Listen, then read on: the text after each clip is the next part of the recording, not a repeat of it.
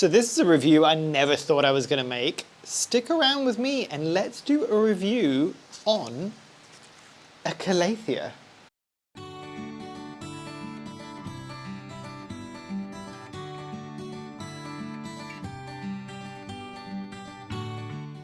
Hi, my name is Memo, this is my channel, Houseplantygoodness, and essentially it's a place where I like to geek out about my big passion. You might be able to see some of it behind me, it's tropical houseplants. So yes, today, surprising to me too, I am doing a review on a Calathea. Specifically, and let me see if I get this right, because I always want to say Beauty Star, is it White Star? Beauty Star.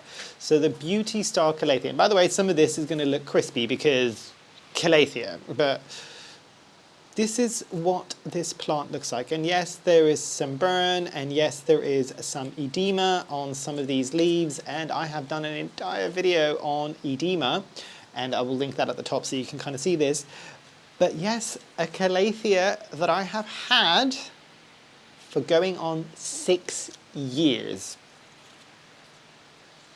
I do not take doing a Calathea review lightly, so yeah, let's dive into everything about the Calathea Beauty Star.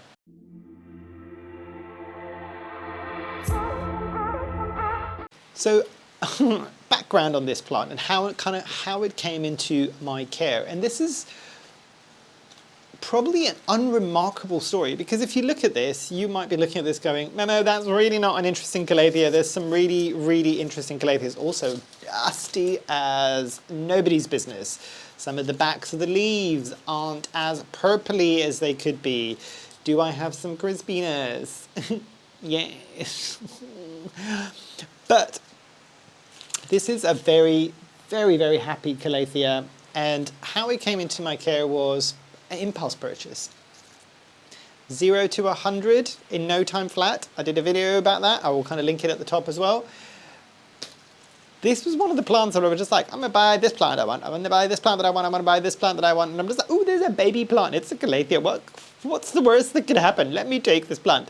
Naive me when I was first starting with plants, and I'm just like, oh, anything pretty and unusual, I will take it. And this wasn't even that pretty. I think I got this as a test for something.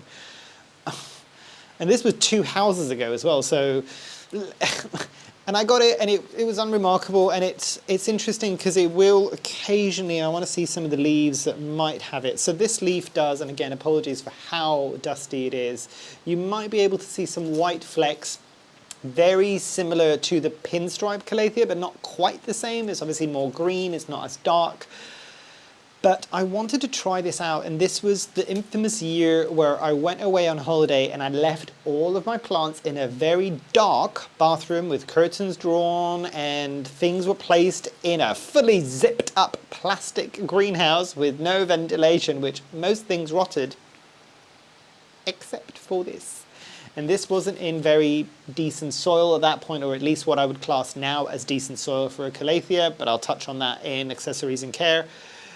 And it survived. It was one of the few plants, surprising, because again, it's a Calathea, that did not skip a singular beat. Did it look some of the leaves were a bit worse for wear? Yes, but absolutely fine. So that's kind of how it came into my care. It wasn't a particularly expensive plant either.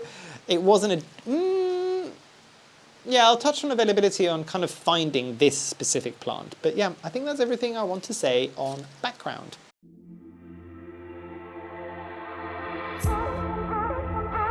So speed of growth with this one, and it's an interesting one because for a Calathea, again, this isn't particularly fast.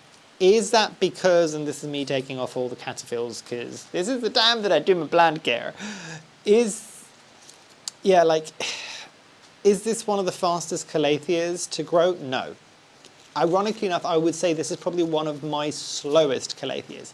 Now, I will caveat that to say I have never given this even close to ideal conditions. Possibly now it's doing a bit better because I've got some grow lights that are near it. So that is kind of something that it's dealing with at the moment. But other than that, and actually looking at it now, some of the grow lights have gone off.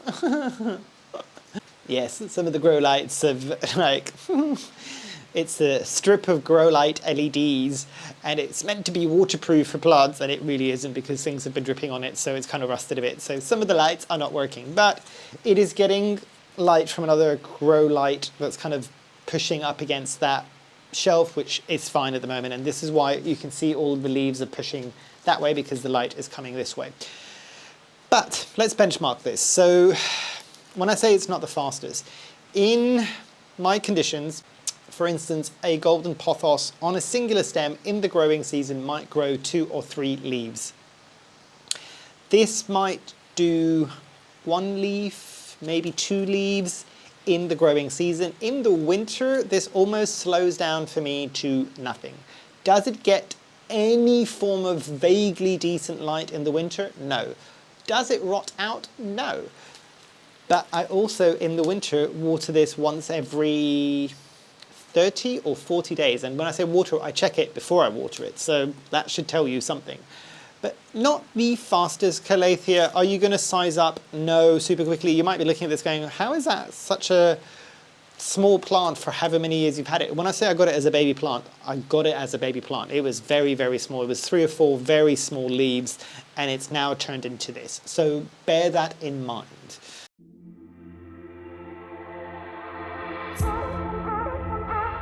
Now, easy propagation with this, and I've propagated this twice and given this to friends, and it's literally the same way that I would do for most Calatheas. Is you would do a division. So you can see all the little growth points at the bottom there. I would usually maybe kind of cut through half of it, split it. One I keep, the other I turn into propagation, and it might go for somebody else. So relatively straightforward. I don't think I have done any other form of propagation for this specific plant, mainly because I haven't needed to. Like, there is something about Calatheas where I don't need more of them, but it is one of the things that is quite straightforward with Calatheas, especially if you're going to do something like a division. It doesn't have to be difficult or convoluted, because you're essentially just dividing an existing plant with its root system and essentially just creating a new plant from the same plant. So not too bad. You can tell by how many caterpillars I've had to take off that I really do not do any form of care with this plant, which again, as a Calathea, still fine. Now we'll show you the 2 newest little growth points that I've got there. Again, I know I'm not kind of showing anything that's massively like exciting. It's still a Calathea, and there's a lot of people that probably wouldn't have even, they would have looked at this video and just gone, nope, I'm out. I get it. It's not for everybody. But there is something to be said that this is one of the few Calatheas that has survived in my care, in my conditions, and I haven't put it in the compost bin. Yeah? So relatively straightforward when it comes to propagating.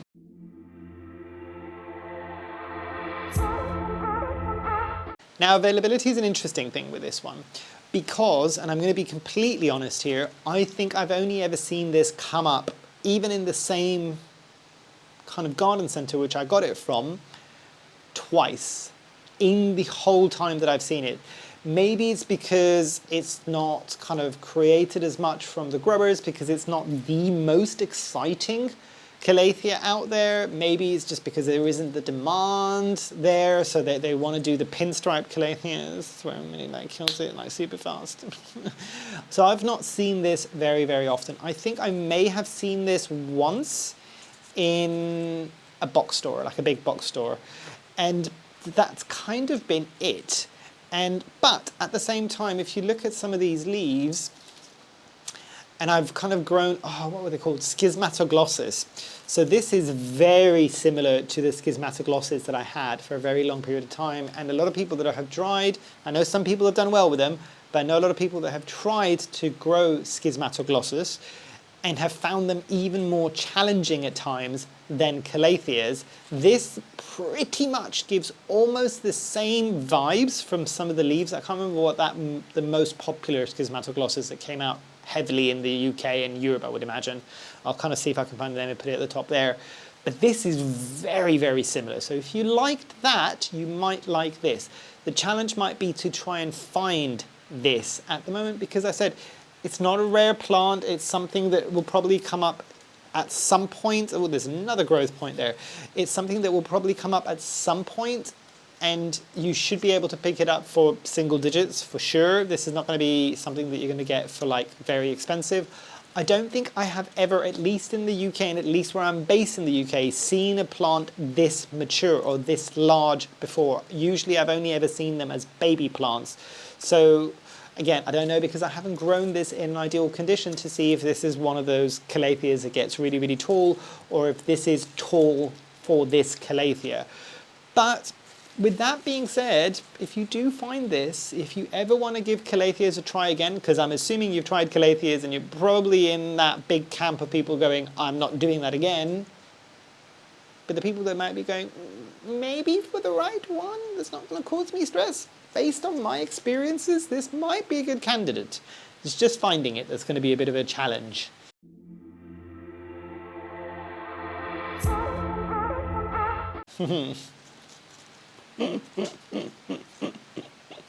Sniggering because we're coming into the pest section. Can you guess? Spider mites. Big, big, big spider mite magnet. However, it has had spider mites in the entire time that I have had it twice. Were they dealable really easily? Yes.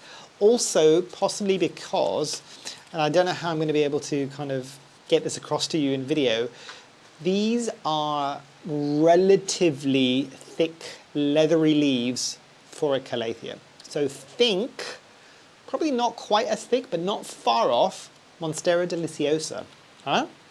So usually a lot of people are just like, oh, Calatheas have got these delicate leaves. That's part of the problem and part of why when you do get spider mites, it can cause damage really, really, really quickly. This one's, and this is possibly why it's as hardy as it has been, this is one that has relatively thick, leathery leaves for a Calathea. So that is a plus in its kind of corner. But yes, spider mites are the thing that it's had the most, and I said twice in the entire kind of years that I've had this. Was it dealable? Yeah, very, very easily. Did it lose a few leaves here and there in the past because of spider mites? Yes. But nowhere near as bad as any of the other Calatheas. Has this occasionally, and again, this should tell you how thick the leaves are because this type of pest tends to go for thicker leaved plants. Has this had thrips once or twice? Yes. Has it caused any significant damage? Absolutely not. Absolutely not. Like, it is very little damage to this at all. I'm trying to see if there's even got anything like spider mites at the moment. No. Not a singular spider mite, not a singular thrip. I don't think this has ever had, has it? Has it ever had mealybugs? No, I don't think it's ever had mealybugs. My God, this really, really is the level of dust on this. It's a bit bad mellow, bad plant parent. But it's a Calathea. I'm just like, I've said this before, a Calathea can survive. If a Calathea can be feral, it gets to stay in my collection and in my space. If it's a prima donna, I am not dealing with that level of drama. This is one that is absolutely a feral plant in my collection. And it's a Calathea.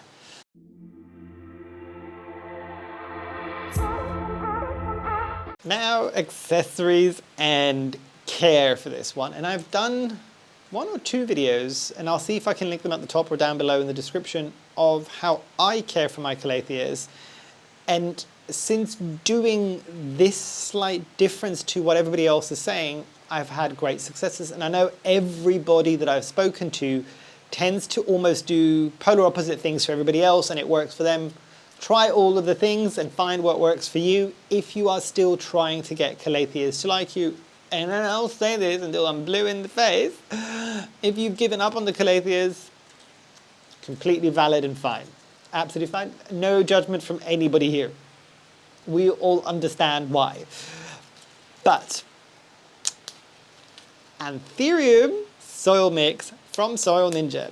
That's how airy the soil mix is, and also I will remind you of what I said earlier on in the video about how infrequently I water this in the winter. So, and this is a Calathea. This one, and I think my water whiskey, that one's looking a bit peaky at the moment, but this one, I will let it go bone dry before I water it. Bone dry, bone dry. The only time where I might water it just before it goes bone dry is in the summer. And that means that, and that's the big difference in here. So when I was talking about 30 to 40 days in the winter, this comes into the summer and it's once every week or once every 2 weeks. So it's considerably thirstier in the summer, understandably, because there's more kind of heat that's happening in here. The humidity level is quite high in here, and I'll say this before anybody asks this, does this need high humidity? No, because this has only been in this space for a year, maybe two, and this has been consistent throughout its entire time with me, not just when it's been in here. These things that I'm saying now don't just apply for its time that it's been in the conservatory. This used to live above a radiator.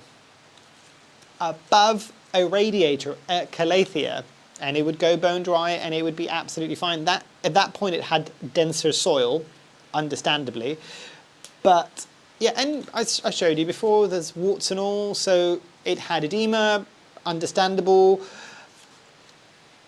But other than that, it's fine. In terms of fertilizing this gets the same watering that I will do with all of my other plants, so weekly, and it seems to be completely fine. Weekly, in this case, it's not, it's week, but it's not every week.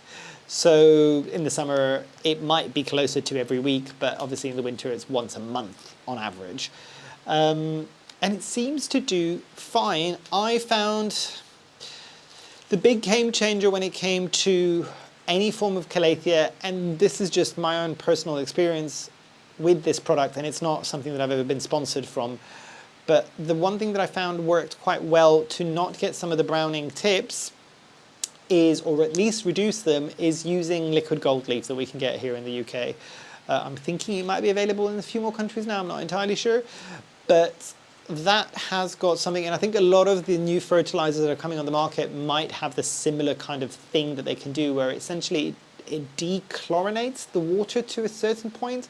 So it removes some of those minerals from that water before you water your plant. So some of the plants like Calatheas, they've got sensitive tips because that's where all of the minerals deposit. You don't tend to get it with liquid gold leaf in my experience, but I'm sure there's others out there. Have a check and see. Some of them will definitely, because this is a plus for them, they'll definitely talk about that. So yes, that's it. I don't fuss it. It gets where it gets. It gets the bare minimum in terms of light, and it is absolutely fine. Has it lost, because those lines that I was talking about before, those kind of pinstripes, can go a bit pinkish if it gets slightly higher light levels. Has it lost some of that pinkishness, and has it kept some of that more, the white lines? And does it have a bit more lines when it gets brighter? Yes, but at the same time, this is on the lowest plant shelf, right next to a wall. The sun kind of rises and goes that way. That is there, so it gets none of that light. It gets very little light in the summer as the sun is setting behind me here.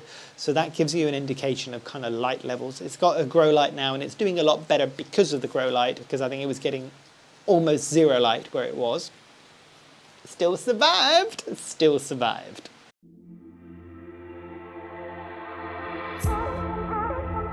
In terms of my final thoughts for this plant, and do the scoring that I normally do. So knowing what I know now, if I didn't have this plant, would I get this plant? Yes. That might be surprising for a lot of people. Yes, I would. I would, if I could. I probably wouldn't choose to bring a lot of Calatheas back into my collection, or the majority of the ones that I've grown in the past. I just don't have the time for them. This, yes, I would bring it in. The leaves are interesting enough for me. The fact that this is a feral plant and it's a Calathea should tell you something. But yeah, I would bring this back into my collection without hesitation. Without hesitation. Completely fine. I still get those interesting leaves, more so than some of the aroids that we're all kind of used to growing, but with very little of that hassle. At least it has been in my experience.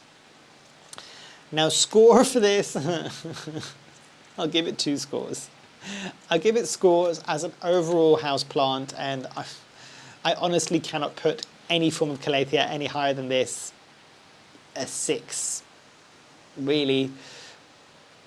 But relating this to other Calatheas and purely on how unfussy it has been in my experience, a 9. That should tell you something.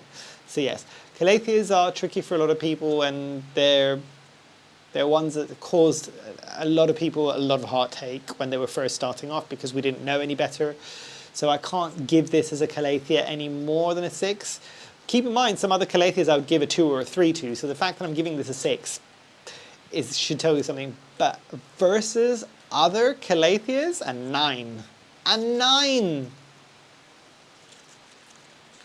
Do you understand what I mean with this one? It's better than you would expect from a Calathea. But yeah, let me put this down. What did you think? Is that a Calathea that you've ever seen before? Is it one that you've come across? I'm really curious because I do not see them come up often at all anywhere in the shops around here. And I'm really curious, especially for some of the people that are not based in the UK, do you see the Beauty Star Calathea come up frequently? I'm really curious. And it's a shame because, as I mentioned, this is a relatively hardy Calathea versus some of the others. Granted, it's not as pretty as something like the Orbifolia, or, I mean, the Stramanthe Trio Star is really good, and it's not a particularly difficult one. I don't know why that one died in my care, but it did. Have I ever added it back to my collection? No. Ooh, and I will say this about this one. It doesn't have, so the Orbifolia can get absolutely huge, and it seems like a good idea in the beginning, but boy oh boy, when it does size up, congrats if you do manage to get it to size up. Where are you going to put it? Where are you going to put it that you'll be able to give it the care that it needs to not look like death? Same thing goes for the Trio Star, because that can get quite large and it can spread quite a bit. This is relatively compact for a Calathea, believe it or not. As I said, it doesn't get very tall, at least in my experience. So yeah, enough. I can't believe I'm gushing about a Calathea, surprising. But yes, hopefully you've enjoyed. Hopefully I shall see you here soon. And I truly hope that you have a great rest of your day. Thanks. Bye.